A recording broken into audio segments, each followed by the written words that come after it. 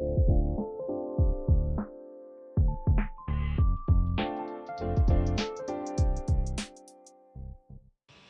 okay. So, hi everyone, I'm Aditya Narayan, and yes, I do get confused with Udit Narayan's son. It's funny, like they know his name, but they don't know his face. So, I get called his son's, by his son's name a lot of times. But here's the thing, my dad is a CA, and the last thing you expect a CA to do is get transferred to another place. It's usually like one place the entire life, that's where you'd sit. But my dad is an overachiever like me, so he kept getting promoted and kept getting transferred to different places. And as a result, I never really understood the concept of a home.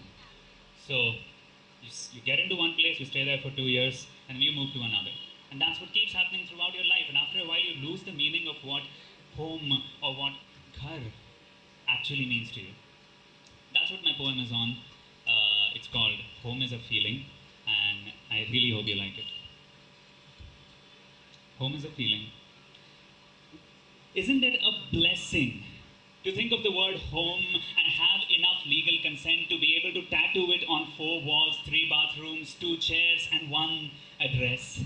How satisfyingly final.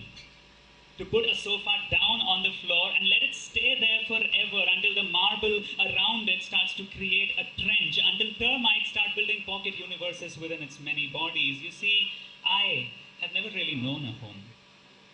I was one when my dad made the first transfer of his job. Now, my brain didn't really know a lot of definitions then, but it knew enough to understand and realize that the second door to the left no longer opened to the bathroom, and the third window to the right no longer sported a garbage dump. Instead, it grew a beautiful garden. I didn't know a lot of definitions then, but I knew enough to know that when my hands gripped a glass of water, I hadn't formed a lot of definitions then. My 2-year-old brain didn't know much. In the bizarre blur of people that it struggled to maintain contact of, Nashik became a new friend, and Vashi stopped picking up the phone call. 2 years down the line, and Nashik and me got kidnapped. We were tied up by railway tracks. Someone put railway tickets inside our mouths. We were stuffed in a towing van in a moving car, and all of us, both of us, were stuck. When they opened the blindfolds off my eyes, I saw that they had beaten up Nashik so badly that no one could barely recognize his face. They told me he was called Bangalore now. I asked for a glass of water, did not drink it. I got big enough eventually that my father explained to me that he needed to keep moving in order to keep a job, and I needed to keep lining my heart with the air molecules of my current city only to bleed it out eventually and regularly. He told me to be grateful. He told me to be grateful that all of us, the entire family, were at least still together. Dad, when you wrench a plant out of the soil, you don't ask it to be grateful that it still has roots. Dad, you don't ask it to be grateful. He told me that I was supposed to thank the God. Thank him.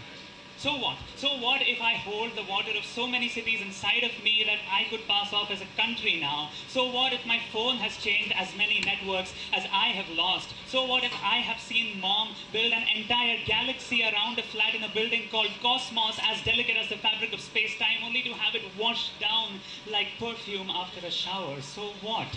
So what if she calls herself a homemaker now, not because she thinks housewife is derogatory, but because she doesn't want to marry something that dies so often? So what? So what if every time I think of the word home, if every time I think of the word house, I think of stranger, I think of dark alleys, I think of knowing not what to do? You see, home might be my anchor, but it's my mom's ship.